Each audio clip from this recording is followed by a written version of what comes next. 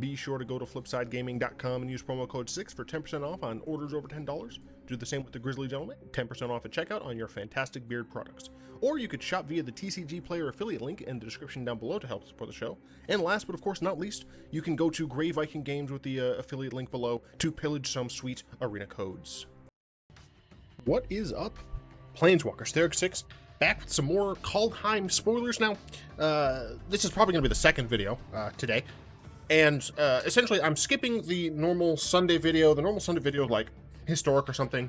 It's like random. It's a whatever day. And I don't feel like trying to make a deck. I was streaming today. I just don't have the time to really make a deck when I also want to make sure I'm getting all of these out. So essentially, today is going to have a number of spoiler videos. Anyway, here's one of them. So if I do end up like talking about more than a single one twice, whatever. Run Ashore. It's a 6-mana instant. Choose one or both. The owner of target non-land permanent puts it on top or bottom of their library, or return target non-land permanent to its owner's hand. In limited, this is pretty decent, being able to just get rid of 2 things. And what's notable is that if you don't care about them casting it later, you can also mess up your opponent's draw by giving them, you know, like a weak creature. Like maybe they have a small creature and a big creature, right? And you want to attack in. You don't want to get chump blocked, and you also don't want your creature to die. So you cast this, you put their big creature maybe back in hand, it doesn't really matter, and their small creature on top. You know that they're losing a draw. That said, everywhere else is bad. Tegrid's Shadow is a 5-mana instant. Each player sacrifices 2 creatures. This is comparable to Barter in Blood, except I believe Barter in Blood... Barter in Blood instant? I thought it was sorcery. Yeah, each player sacrifices 2 creatures. So this is an instant for 1 more mana. And you also can foretell it, which will cost you a total of 6 mana. But then you have that Barter in Blood cost. And that's not terrible. Obviously, this is going to be a lot better in scenarios where you either don't care about your creatures dying, or you're fine, or you don't have any creatures or something like that. I feel like Barter in Blood was playable in Standard at a point in time, and it's just not anymore. So even though this is instant speed, it's probably just not good enough. Open the Omen Paths. This is a Story Spotlight card. 3 mana, instant. Choose one. Add 2 mana of any one color, and 2 mana of any other color.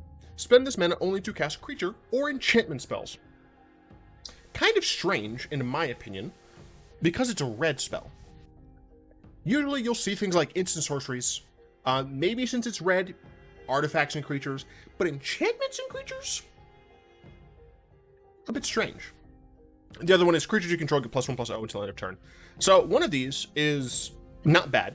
The other one is bad. Like, why would you ever do the creatures you control get +1/+0 when instead you could just have a very strange what are these things called again?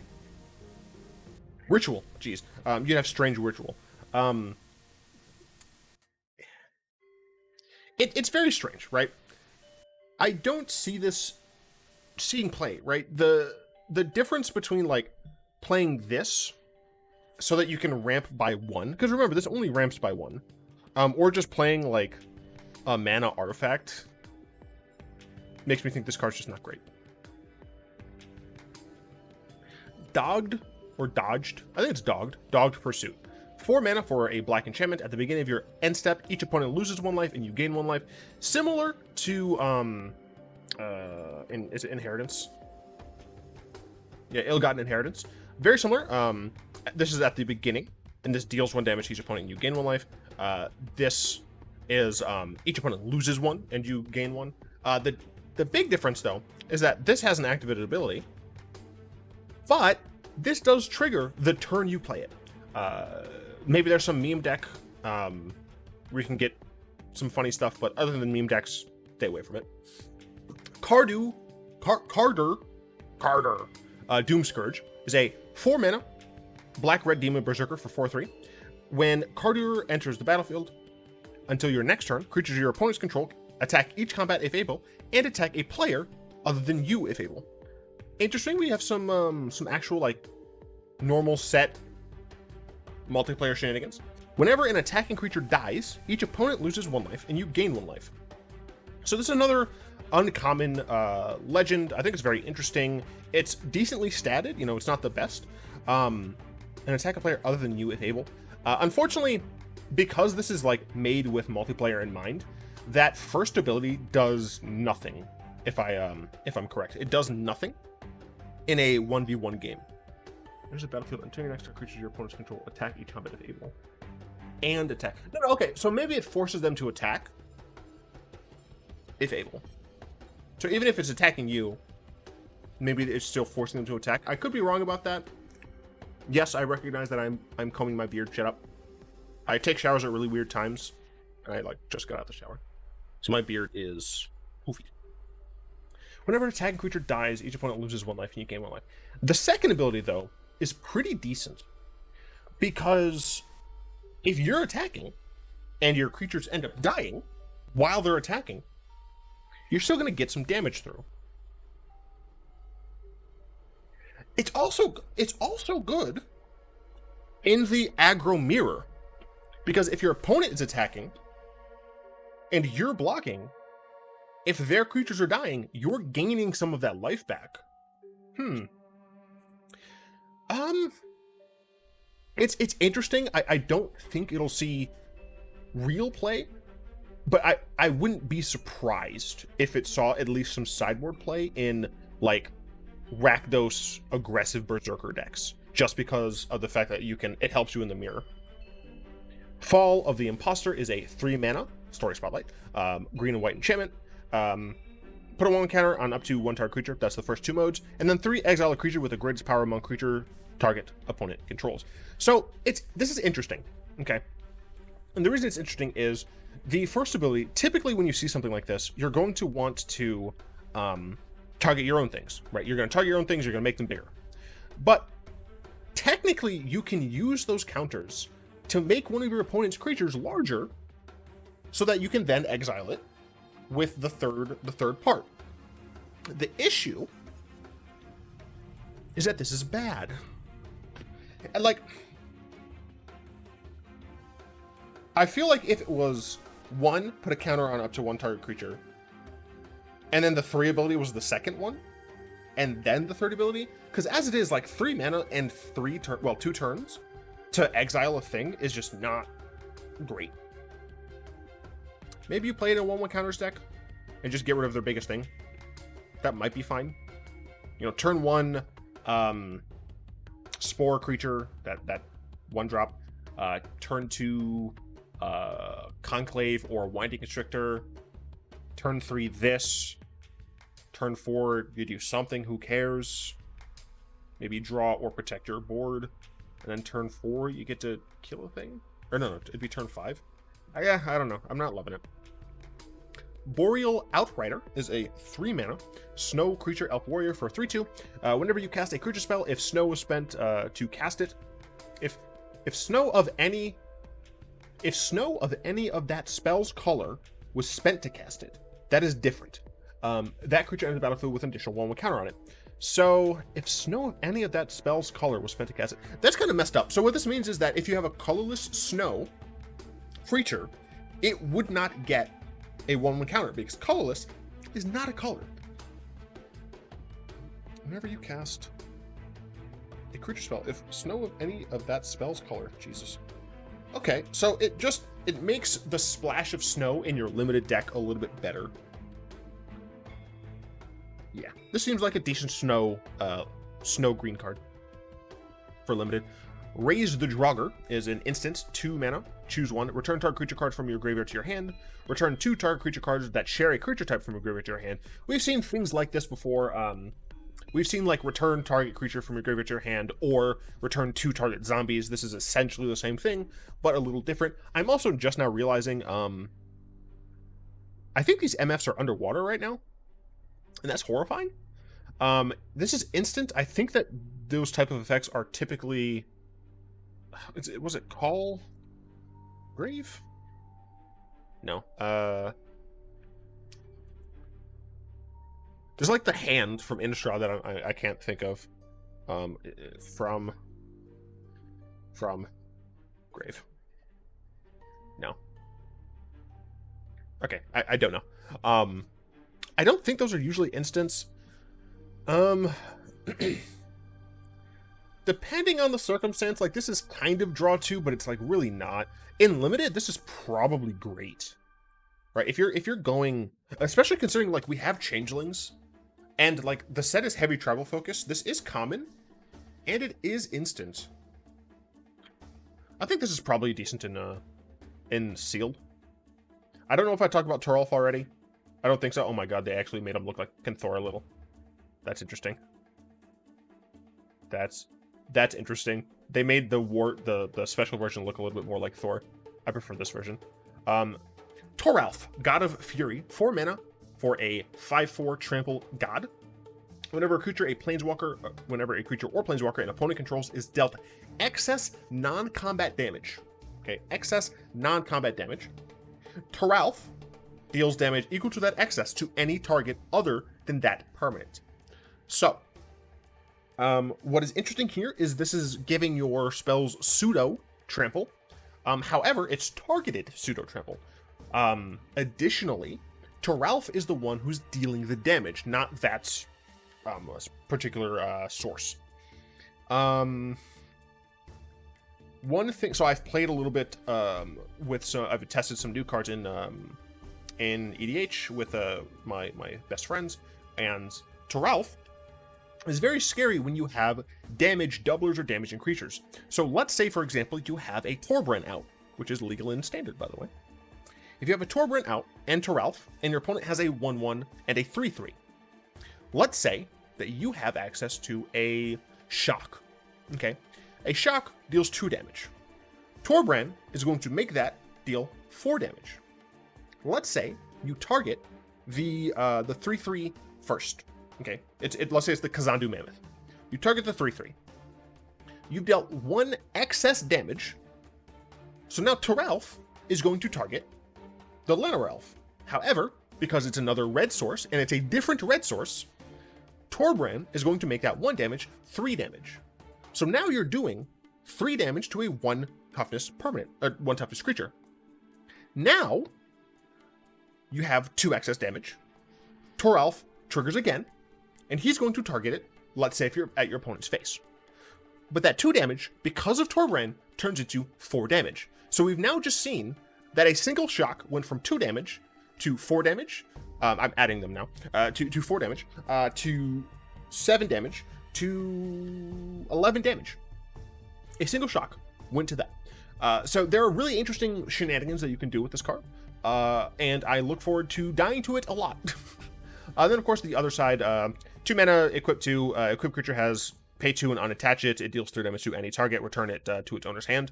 And then, of course, the equip creature gets +3/+0 as long as it's legendary. So, at first, I really hated this hammer.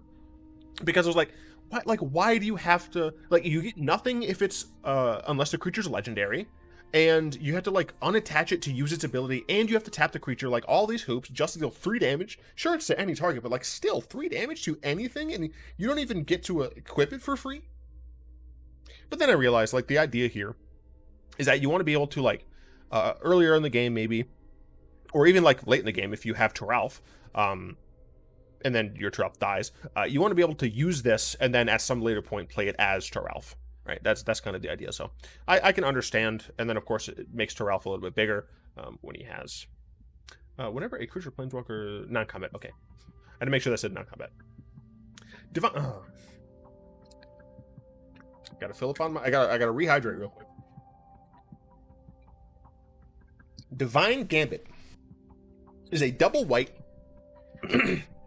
sorcery. Exile target artifact, creature, or enchantment an opponent controls. That would be not bad.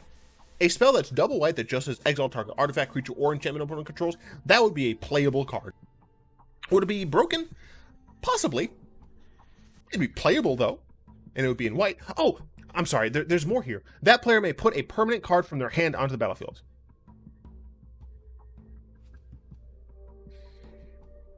I understand if Path to Exile is too strong for standard, which is bullshit, because it absolutely isn't. as I've said several times, the threats that Wizards has been printing vastly eclipse the answers Wizards has been printing. But let's sit here and pretend that Path is too good. Make Path a sorcery, or make it cost double white. I recognize that Divine Gamut can hit artifacts or enchantments. Yeah, we can hit artifacts or enchantments with other things that exile that don't allow. Like legit. Think about this, right? This is in what is it? Not Celestial Purge. I am thinking of. Is it just Disenchant? Yeah, it's literally just Disenchant. Instant speed, destroy target artifact or enchantment. Yes, it's destroy. But here's the thing, right? We also have access to. I can see the art and I'm upset with myself. Give me a sec. It's revoke existence, you dumbass. Like, we also have access to revoke existence. It's sorcery speed, but it's not double white, and it exiles an artifact or enchantment. So, what Wizards is telling me is that adding creature not only forces it to become a sorcery, it also forces it to now have 2 white pips instead of 1.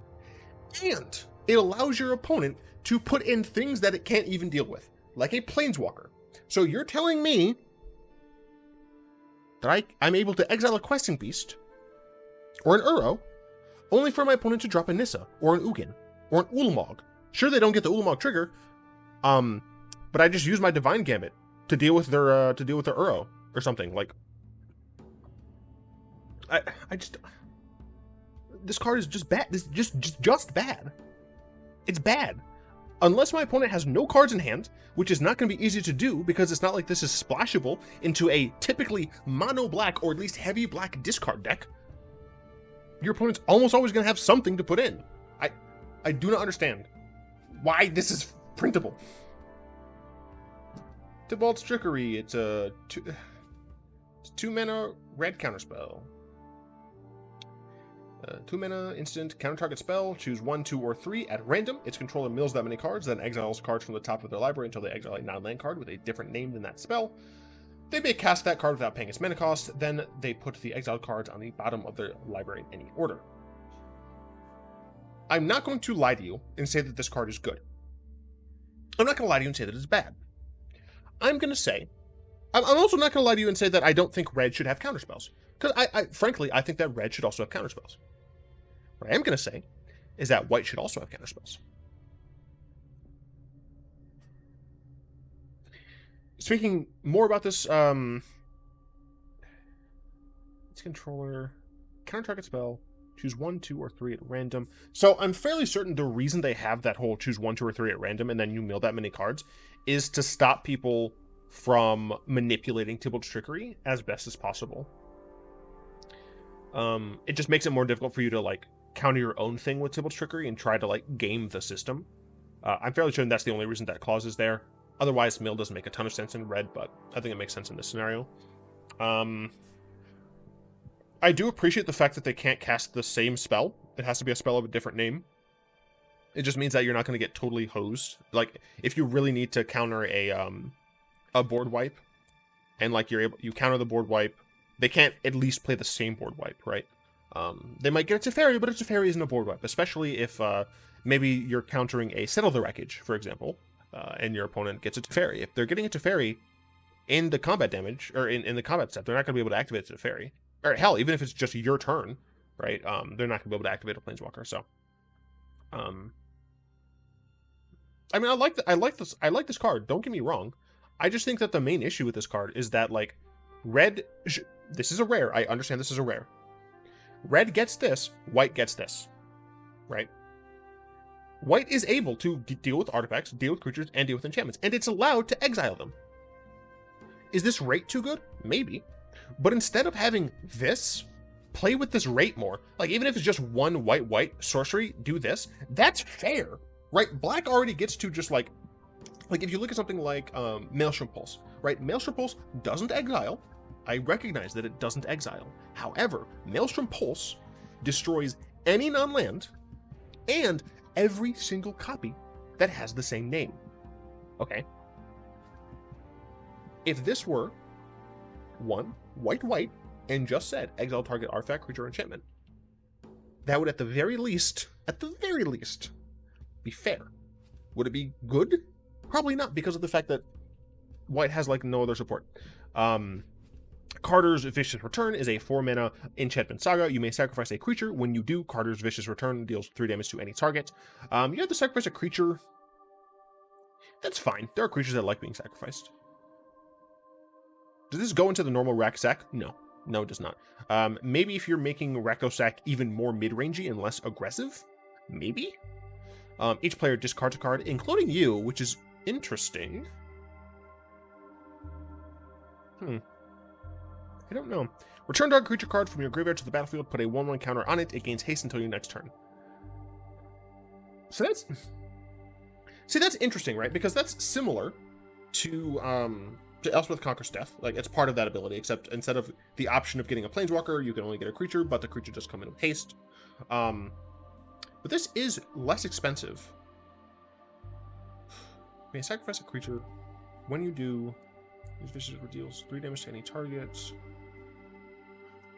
I mean, like, 1 mana Garbo creature, 2 mana creature that is like a single card that's actually 2 bodies.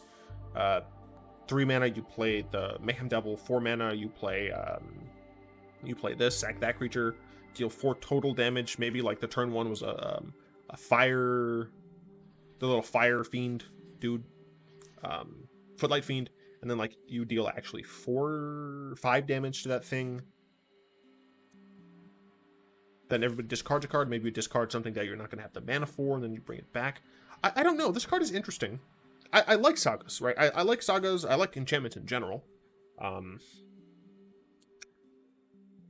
This is definitely interesting. I just don't know. I don't think it has a home per se. Obviously, like, you can potentially play it in a wonkier version of Sakdos.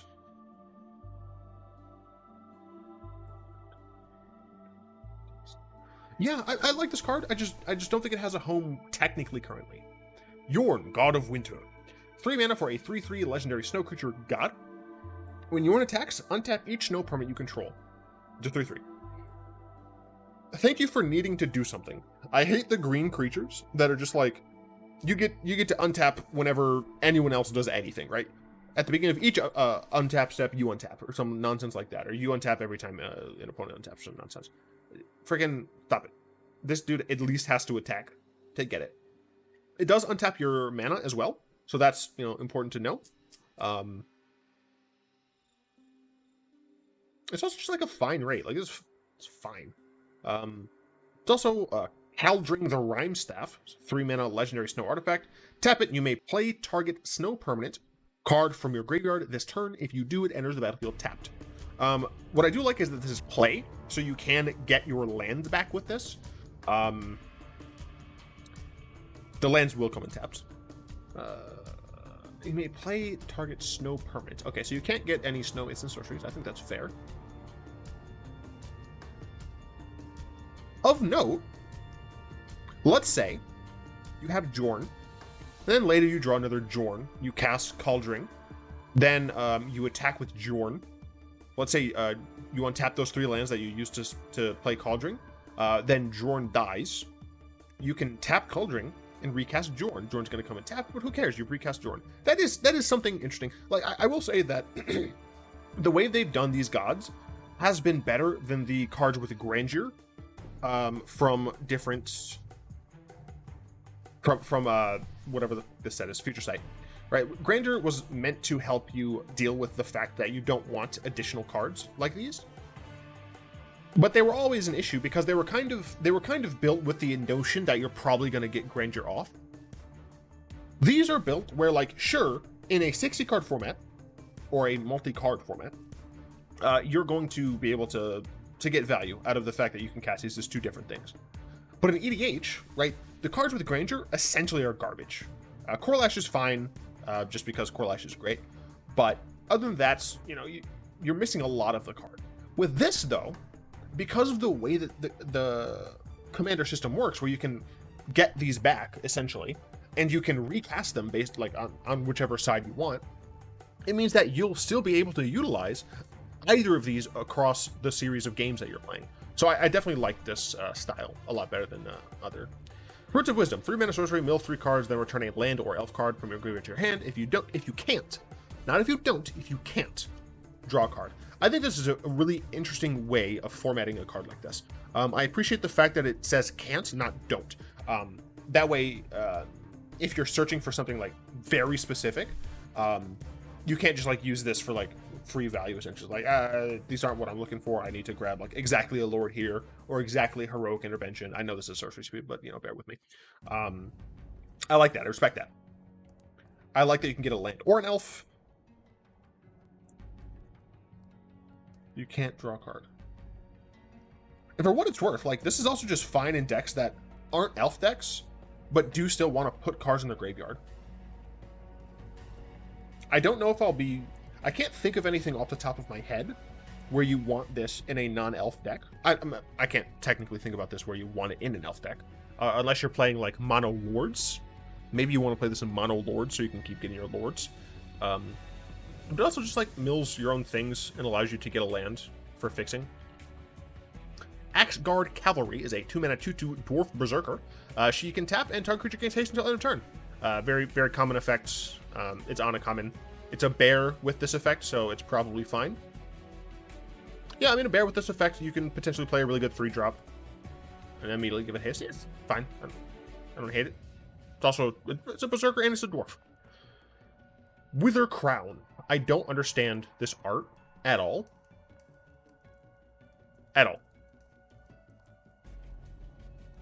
Yeah, I just don't get it. 2 mana. Aura, enchanted creature. Enchanted creature has base power 0 and has at the beginning of your upkeep, you lose 1 life unless you sacrifice this creature. Very strange. Notably, like, this doesn't take away its toughness, so your opponent can still use it to block, but they are going to be losing 1. It's just a very strange card. It's weird slow removal. They can still utilize their activated abilities and stuff, so it's low removal if it's removal that you're picking in limited. Herald, King of Skemfall. 3 mana for a 3/2 Elf Warrior. It has Menace, which is cool. When Herald enters the battlefield, look at the top 5 cards of your library. You may reveal an Elf, Warrior, or Tyvar card from among them and put them into your hand. Put it into your hand. Put the rest on the bottom of your library in a random order. I like that you can play this in Warrior Tribal because it is a Warrior. I like that you can play this in Elf Tribal because it is an Elf. And I like that you can get a Tyvar Planeswalker card with it, or just a Tyvar card, I guess, because of the lore implications. Additionally, oftentimes when we see these cards, I mean, there's like Garrick's, there's that 3-mana Garrick one, but you know, previously, when we see cards like this that are referencing Planeswalkers, they're often from the Planeswalker decks, and they're great. I do like the notion that you can have more cards that care about Planeswalkers, incidentally, and I think that's what's good about this, and what was good about the Garrick's whatever, because you could either get, I think it was either a creature or specifically a Garrick Planeswalker. This is, you could get one of the creature types I care about, or a specific Planeswalker. So I do like that. What about the top 5 cards of the library? You may put an Alpha Warrior, whatever. Put it in a hand. 3 mana, 3/2 Menace. This might see play somewhere. I don't know. Herald unites the elves. I still don't understand what's going on with these sticks. I assume my assumption, I haven't read the stories yet. My assumption is, like, long ago, part of this staff was taken by the Wood Elves, part of it was taken by the Dark Elves, or whatever they're actually called. And he, like, somehow got both of the halves of the staff and he put it back together or some nonsense. I don't care. Anyway, 4 mana in Saga, mill 3 cards. You may put an Elf or Tyvar card from your graveyard onto the battlefield.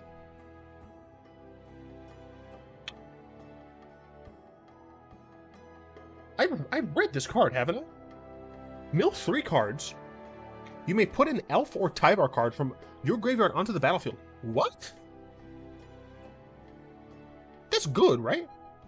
Like, I know Tyvar's like 4 mana anyway, but like... Second one, put a 1/1 counter on each elf you control. Tyvar makes elves, if I recall correctly.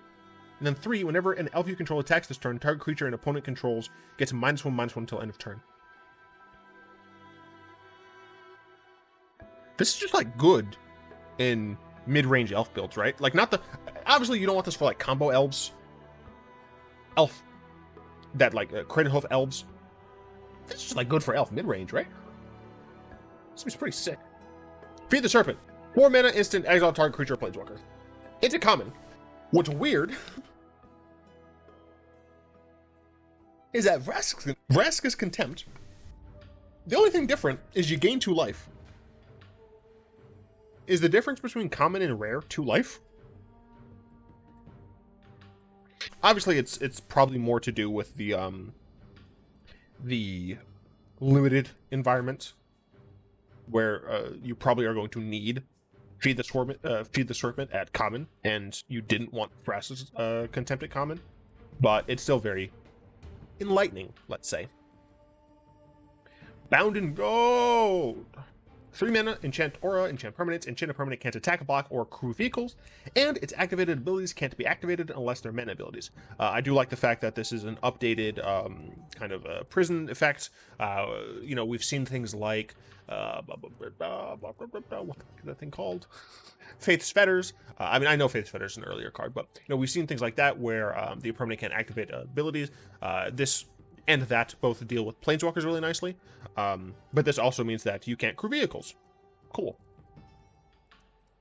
And last for today's video is Elder Fang Disciple, or this video specifically. 2 mana, Elf Cleric, for a 1/1 at end of the battlefield. Each opponent discards a card. There's a battlefield. Each opponent discards a card. Wait a minute. What's the it's crap. All right, no, we're doing some sleuthing. It's green. Its cost is equal to 2. It's 1 green. It is an elf, and it is a 1/1. Power equal to 1. Toughness equal to 1. Oh wait, it's not green, it's black. Black. What? What do you mean? Oh, that's why. Dumb. Yeah, this is... Oh, this is when it dies. Each opponent discards a card. They, like, just printed this... This is strange. I guess they wanted this to be a cleric. Because the opposite version of this is a shaman, I guess. Whatever. It's weird. I don't know, dude.